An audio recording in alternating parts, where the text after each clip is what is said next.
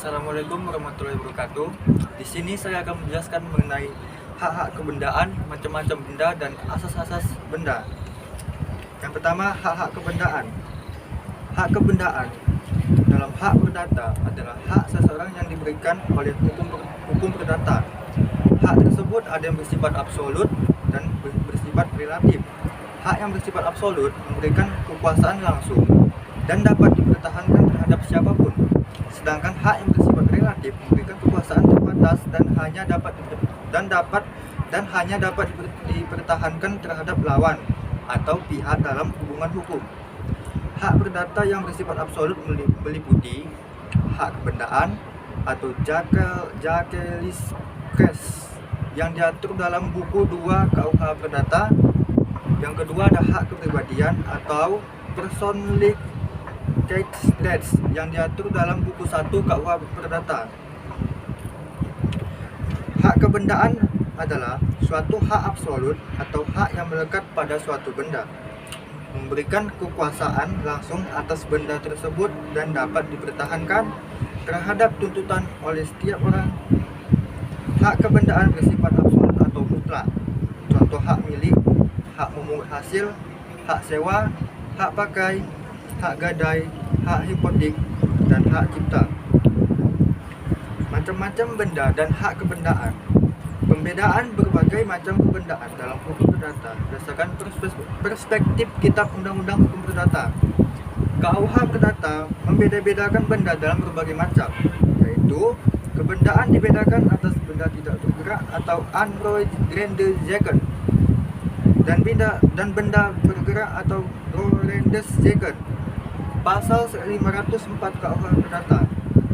Kebendaan dapat dibedakan pula atas benda yang berwujud atau bertubuh, atau disebut dengan luca melis zaken, dan benda yang tidak berwujud atau berubah, atau disebut dengan onlisme liske zaken.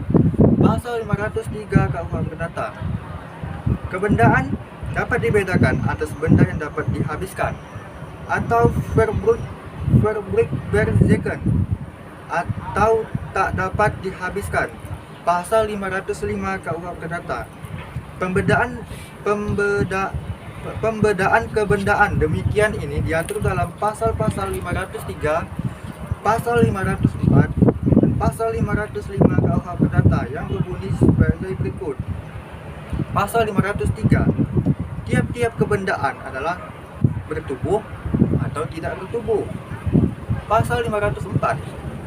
Tiap-tiap kebendaan adalah bergerak dan tidak bergerak satu sama lain menurut ketentuan dalam kedua bagian berikut. Pasal 505. Tiap-tiap kebendaan bergerak adalah dapat dihabiskan dan tak dapat dihabiskan kebendaan terlepas dari benda-benda sejenis itu, atau biasa disebut dengan kebendaan tidak bergerak.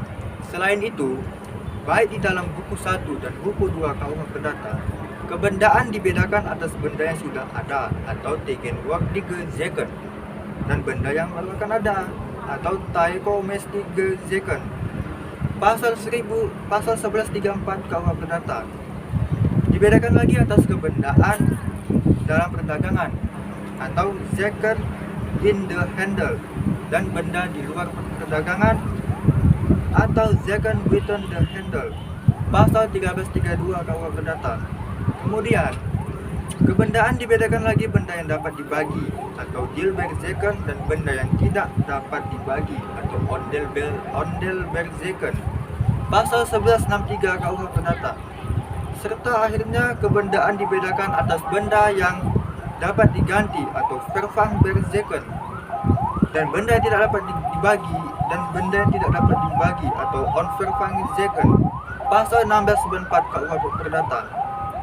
Pembedaan benda yang sangat penting yaitu pembedaan atas benda bergerak dan tidak bergerak, serta benda yang didaftarkan dan benda tidak terdaftar.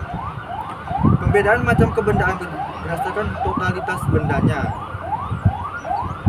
Benda tak bergerak adalah benda yang karena sifatnya, tujuannya, atau penetapan undang-undang dinyatakan sebagai benda tak bergerak. Ada 3 golongan, yaitu benda menurut sifatnya tak bergerak bergerak dapat dibagi menjadi 3 macam, yaitu tanah atau segala sesuatu yang bersatu dengan tanah, atau segala yang meliputi tumbuh-tumbuhan, buah-buahan, dan sebagainya. Yang kedua ada segala sesuatu yang bersatu dengan tanah dan dapat digunakan seperti tanaman atau benda yang menurut tujuan pemakaian dapat bersatu dengan benda tersebut. Yang kedua ada benda yang menurut sifatnya bergerak, dalam arti benda itu dapat dipindah atau dipindahkan suatu tempat ke tempat lain. Misalnya kendaraan seperti sepeda motor, mobil, alat-alat, dan lain-lain. Benda yang menurut penetapan undang-undang sebagai benda bergerak adalah segala hak atas benda-benda tersebut, misalnya hak memetik hasil, hak memakai, hak atas bunga yang harus dibayar selama hidup, hak menuntut di muka pengadilan, dan sebagainya. Perbedaan mengenai benda bergerak dan tidak bergerak tersebut penting artinya karena adanya ketentuan khusus yang berlaku bagi masing-masing golongan benda tersebut. Misalnya pengaturan mengenai hal-hal sebagai berikut: mengenai hak fizik untuk benda yang menentukan barang siapa yang menguasai benda tak bergerak harus menggunakan sebagai jaminan atau konteks. Kemudian ada asas-asas kebendaan. Yang pertama ada asas individualitas, yaitu objek kebendaan selalu benda tertentu atau dapat ditentukan secara individual yang merupakan kesatuan. Hak kebendaan selalu benda yang dapat ditentukan secara individu, artinya berwujud dan merupakan suatu dan merupakan satu kesatuan yang ditentukan menurut jenis bendanya. Contoh rumah atau hewan. Asas yang kedua ada asas totalitas, yaitu hak kebendaan yang terletak di atas seluruh objeknya sebagai satu kesatuan.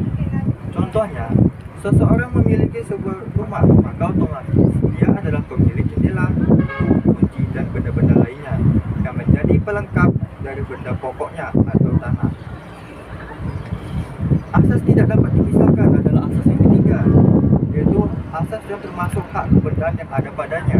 Contohnya, seseorang tidak dapat meminta tangankan sebagai dari wewenang yang ada padanya atas suatu hak kebendaan, seperti memindahkan sebagian penguasaan atas sebagai rumah kepada orang lain. Penguasaan atas rumah harus utuh, karena itu pemindahan harus juga utuh. Asas keempat ada asas publisitas, yaitu hak kebendaan atas benda tidak diumumkan dan tidak didaftarkan dan didaftarkan dalam register umum.